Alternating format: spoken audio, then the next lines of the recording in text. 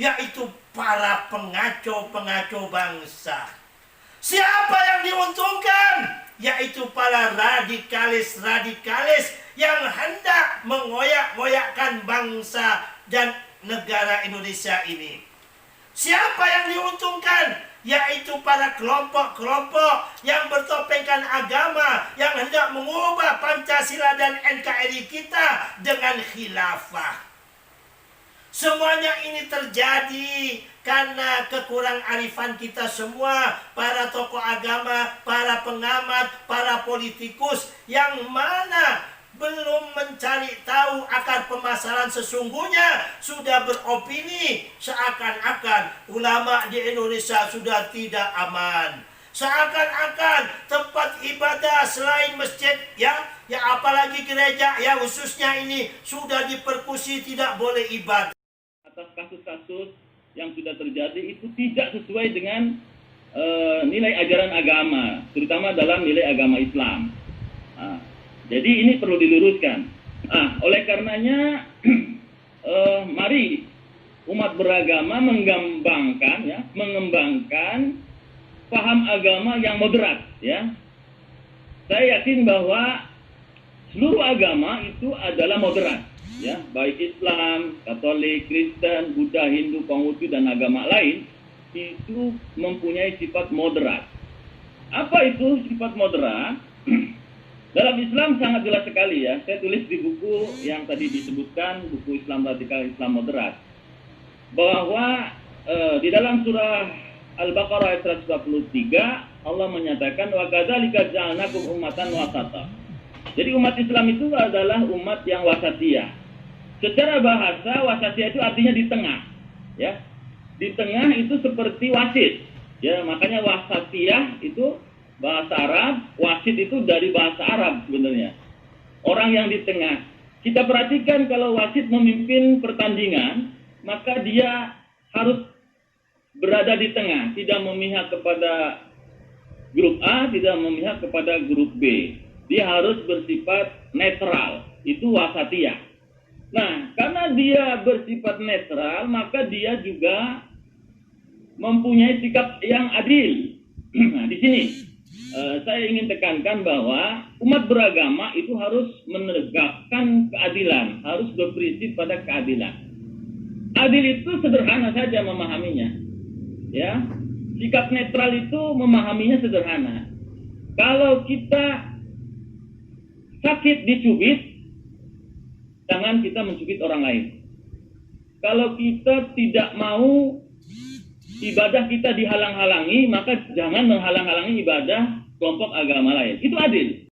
Itu levelnya, level paling tinggi di dalam Islam itu adalah yang pertama adalah Muslim, mukmin, dan muhsin. Kalau kita belajar tasawuf soal itu. Jadi kita mesti harus jeli memilah persoalan ini dan tidak menggebiah-uyah mengenai soal ini. Yang kedua menjadi concern saya, ibu bapak yang saya hormati, itu adalah awas penunggang gelap dua kasus pertama. Dua kasus pertama itu adalah pembunuhan imam, dan yang kedua adalah Syekh Jabir.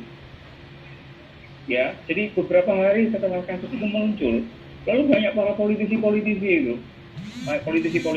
gitu kan, elit-elit, bagian elit kelompok Islam, kemudian mencoba mendengungkan, oh ini penting ini, ada RUU perlindungan ulama dan lain sebagainya. Saya kemudian mikir, loh ini urusannya apa dengan ulama ini? Karena apa? Karena Syekh Jabir itu secara afiliasi politik sangat mungkin berbeda dengan orang yang tiba-tiba komentar untuk merespon isu itu. Berbeda secara afiliasi politik kalau kita jeli. Ya, jadi tiba-tiba kemudian dimanfaatkan. Nah, sebenarnya yang paling kencang untuk ngomong terkait dengan dua kasus tadi itu kelompok mana? Islam politik atau Islam kultural? Nanti akan saya jelaskan perbedaan Islam politik dan Islam kultural. Termasuk kita ini sebenarnya masuk Islam politik atau Islam kultural. Dan yang ketiga bagi saya, penunggang dua kasus pertama ini kemudian menuding kelompok mana yang diduga kuat melakukan kekerasan, khususnya terhadap Syekh Jabir. Saya mendengar ada video viral, wah itu komunis yang melakukan. itu yang melakukan kekerasan komunis, hati-hati, ini detection, ini detective move, mencoba untuk mengalihkan perhatian. Nggak ada hubungannya dengan komunis, nggak ada. Apa hubungannya? Itu sudah disampaikan tentang siapa sesama. Kita sudah tahu bahwa sesama kita adalah semua orang di sekitar kita tanpa memilah-milah ini agama mana, ini suku mana, rasnya bagaimana, tapi semua orang. Maka semua orang itu harus kita kasih, tidak ada ajaran kebencian di dalam Alkitab. Tidak ada ruang atau tempat untuk membenci orang lain di dalam Alkitab. Untuk itu, maka kita harus benar-benar bisa menerima antara satu dengan yang lain. Mengasihi, ini menjadi kata kunci yang sebenarnya. Mengasihi orang di dalam perbedaan-perbedaan yang ada. Karena justru perbedaan itulah yang memperkaya kita. Saya sangat senang tadi apa yang disampaikan oleh Bapak Aan Amsuri ya. Luar biasa Pak. Saya bangga punya teman yang ada di dalam webinar itu seperti Bapak. Itu pelajaran yang sangat berharga. Yang menyemangati kita bersama untuk benar-benar berjuang. Supaya boleh saling menerima, saling menghargai, saling menghormati. Karena kita punya hak kewajiban di tengah-tengah bangsa dan negara kita ini yang sama. Jadi yang pertama, yang mau saya tekankan untuk menyikapi semua kejadian itu, khususnya 3 hal yang sudah kita bahas bersama dari awal dalam webinar ini, yang menjadi tema dan subtema kita, ajaran untuk saling mengasihi itu harus terperkokoh di dalam diri kita masing-masing. 2019 dan mulai menginjak ke tahun 2024 ini sudah ada orang yang menggunakan agama sebagai politik. Ini tentu sangat memprihatinkan. Nah, saya kembali kepada terorisme. Kita harus lihat bahwa tidak semua pelaku teror itu adalah pelaku murni. Saya melihat bahwa sebagian besar dari mereka justru adalah korban.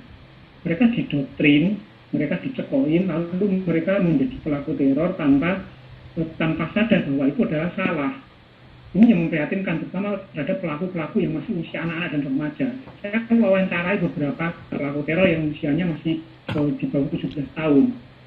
Mereka tidak tahu bahwa itu salah. Mereka tahunya adalah ini adalah agama dan mereka melakukan itu. Nah, ini yang harus dicari adalah siapa yang mendoktrin mereka. Karena orang-orang yang menjadi ideolog seperti ini ada banyak di sekitar kita. Dia memanfaatkan remaja, memanfaatkan anak-anak untuk menjadi pelaku teror, lalu tujuannya mereka tercapai. Nah, untuk di masa pandemi ini memang ada 3 hal yang saya sorotin. Masa pandemi ini dimanfaatkan oleh kelompok teror untuk melakukan aksi. Kejadian di Poso, kemudian kejadian di Kalsel, Wiwitan itu juga boleh dikatakan dipersekusi, bahkan disegel dengan menggunakan tangan pemerintah daerah. Nah, kasus-kasus yang seperti ini menggambarkan bahwa memang karakter kelompok intoleran atau kelompok radikal ini selalu muncul dalam situasi apapun.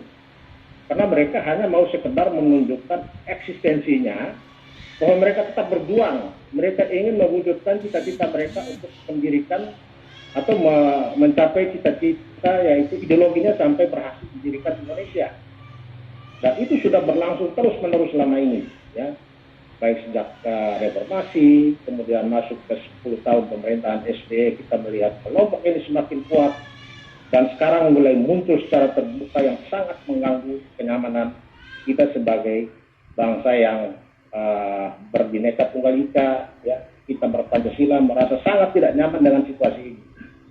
Nah, persoalannya, mengapa sekarang mereka seperti semakin kuat? saya lalu mengamati, kita sudah banyak, ya, pemerintah sudah banyak melahirkan begitu banyak peraturan perundang-undang. Ada undang-undang tentang terorisme, ada undang-undang tentang penghapusan diskriminasi ras dan etnis, ada undang-undang tentang pemidanaan terhadap ujaran kebencian, ya, ada undang-undang yang belum lama ini dilahirkan oleh pemerintahan Jokowi, yaitu undang-undang Ormas, yang merubah undang-undang Ormas tahun 2013, ya. Perubahan terhadap undang-undang Ormas tahun 2013 ini merupakan undang-undang yang sangat lunak terhadap kelompok intoleran dan kelompok radikal. Karena itu Presiden Jokowi dengan perpunya merubah Undang-Undang Nomor 17 tahun 2013 tentang Ormas dengan memangkas begitu banyak ketentuan yang selama ini mempersulit negara ketika hendak bertindak. Nah, tetapi walaupun kita sudah punya undang-undang Ormas, gerakan radikal, gerakan intoleran masih saja terus terjadi. Saya lalu melihat, setelah saya baca undang-undang tentang pemberantasan terorisme, saya lihat ternyata undang-undang terorisme ini pun hanya melakukan penindakan terhadap bagian hilirnya. Ketika ada teror, baru dia bertindak. Tetapi mengapa tidak dilakukan penindakan terhadap gerakan-gerakan yang terjadi sebelum sampai pada tahap teror, misalnya intoleran dan radikal. Kejahatan yang muncul dalam perilaku intoleran, kejahatan yang muncul dalam perilaku radikal, saya lihat futuristik bahwa akan menjadi negara yang baldatun thayyibatun wa rabbun ghafur. Amin. Kecerdasan yang kita maksud adalah adanya yang pertama kecerdasan secara emosional, yang kedua kecerdasan spiritual, dan kecerdasan sosial. Tiga kecerdasan ini sebenarnya secara hierarkis itu bisa saja mempunyai andil terbesar untuk meminimalisir terjadinya kekerasan, terjadinya demoralisasi, terjadinya terorisme. Kenapa demikian? Karena bagi kita yang beragama Islam tentunya memahami ayat yang ke-41 surat Ar-Rum, bahwa Allah Subhanahu wa taala berfirman, "Dhaharul fasad fil barri wal bahri bima kasabat aydin nas." Kerusakan-kerusakan yang ada di bumi itu adalah tiada lain karya-karya manusia. Sadah dapat kita ambil kesimpulan bahwa ada kerusakan yang sifatnya alamiah dan ada kerusakan yang sifatnya insaniah. Yang sifatnya alamiah, gejala alam, kemudian yang secara insaniah, diantaranya sebagaimana yang terjadi saat ini, ada degradasi moral, dekadensi moral. Peristiwa penyerangan ulama, peristiwa pembunuhan sesama, peristiwa persekusi itu bagian daripada dekadensi moral atau kerusakan yang diciptakan oleh manusia. Maka cara mengatasinya adalah pendidikan kepada warga kita, kepada masyarakat kita, kepada umat kita dengan pendidikan kecerdasan, baik cerdas secara sosial, cerdas secara spiritual, maupun cerdas secara emosional. Karena kecerdasan itu bermuara dari lambang kita, lambang cinta. Kalau hatinya Ainur Ridho itu tidak muncul, hatinya tidak cinta, maka yang keluar dari persepsi hati itu akan senantiasa syuhtun, berburuk sangka, kemudian menciptakan nilai-nilai anarkis, menciptakan terorisme, intimidasi kepada orang lain. Karena nggak ada rasa cinta pada dirinya. Yang dipupuk adalah hatinya. Yang kita redap adalah hatinya. Sebagaimana Rasul kita juga menyampaikan, ala inna fil jasadi mudghah, idza salahat salahal jasadu kulluh, wa idza fasadat fasadal jasadu kulluh, ala wahyal qalb. Bahkan informasinya dia sangat